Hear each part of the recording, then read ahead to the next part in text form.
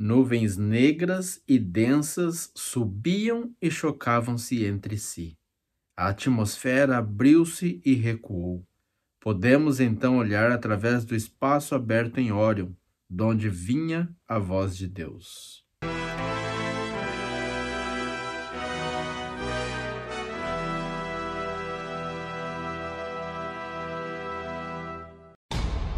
Oiê, graça e paz, tudo bem com você?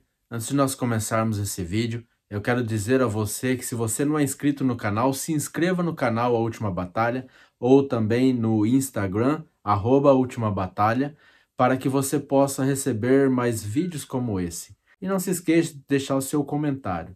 O seu comentário é preciosíssimo, o seu comentário é muito importante. Você certamente, talvez, já tenha ouvido falar que Jesus virá pela constelação de Órion.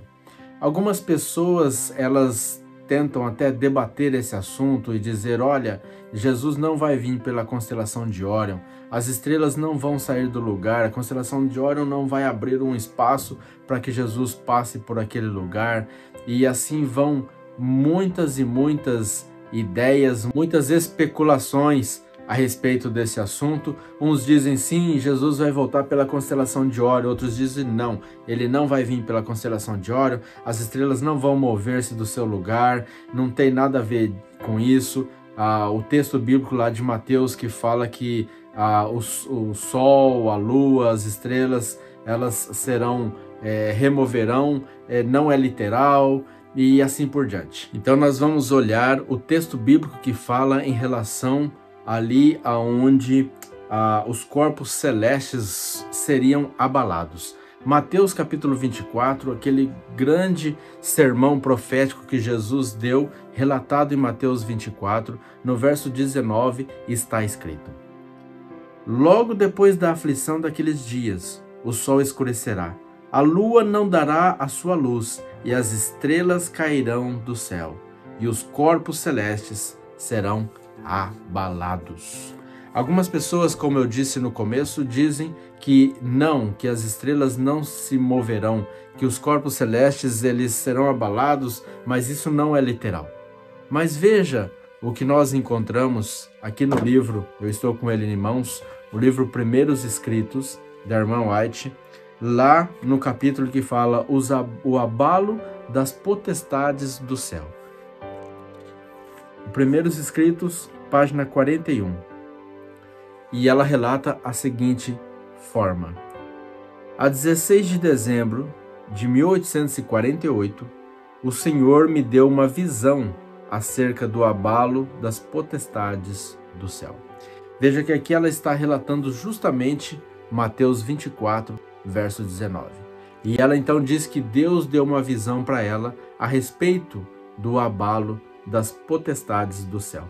Veja como ela está de fato relatando este verso e você vai entender agora.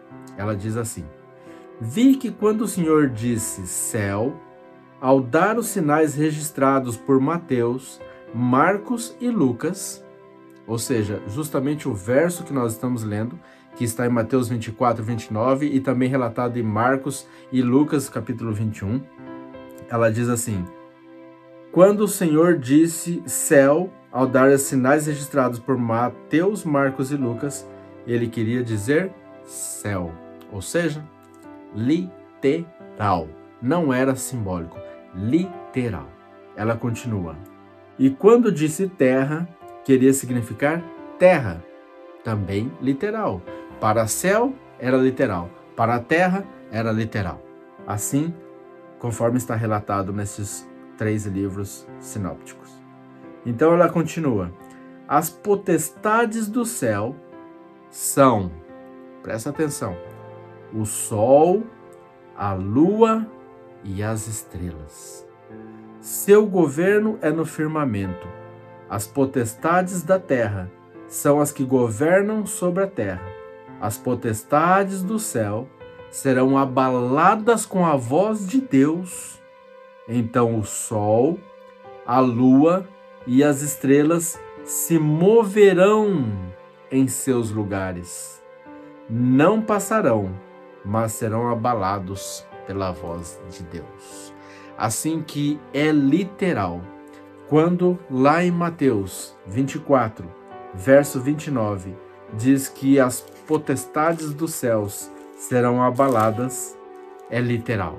Quer dizer que o sol, a lua e as estrelas moverão dos seus lugares e serão assim abalados. Eles não vão passar, ou seja, eles não vão deixar de existir, mas eles moverão de seus lugares. E ela diz o seguinte: nuvens negras e densas subiam e chocavam-se entre si. A atmosfera abriu-se e recuou. Podemos então olhar através do espaço aberto em Ório, de onde vinha a voz de Deus.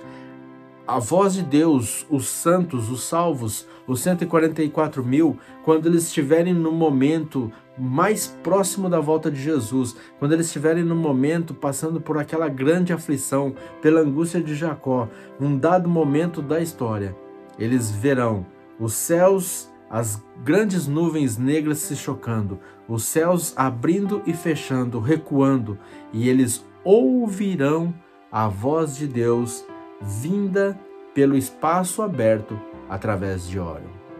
Que maravilha, não é mesmo?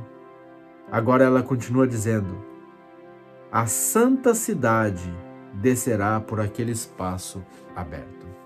É interessante que neste livro aqui, ela não fala que Jesus virá pela constelação de Órion, mas ela diz que nós ouviremos a voz de Deus vinda por el espaço aberto em Órion, e ela diz que a cidade santa descerá também por aquele espaço. Agora, é claro que se a voz de Deus vem naquele espaço aberto e a cidade santa vai descer por aquele espaço, não há nada de mal imaginar que quando Jesus vier pela segunda vez, que ele vai vir também pelo espaço ali da constelação de Órion. Além do mais, nós não sabemos qual é a grandeza ou a largueza desse espaço que pode passar ali então a cidade santa, com todos os santos e os anjos e Jesus dentro dela. Mas uma coisa é certa, mesmo que o espaço não seja suficiente, as estrelas dos céus serão abaladas pelo poder da voz de Deus, e elas se moverão dos seus lugares e abrirão um espaço para que então venha a voz de Deus anunciando o dia e a hora da volta do seu Filho amado, o nosso Senhor e Salvador, Jesus Cristo. Amém? Aleluia, louvado seja o nosso Deus.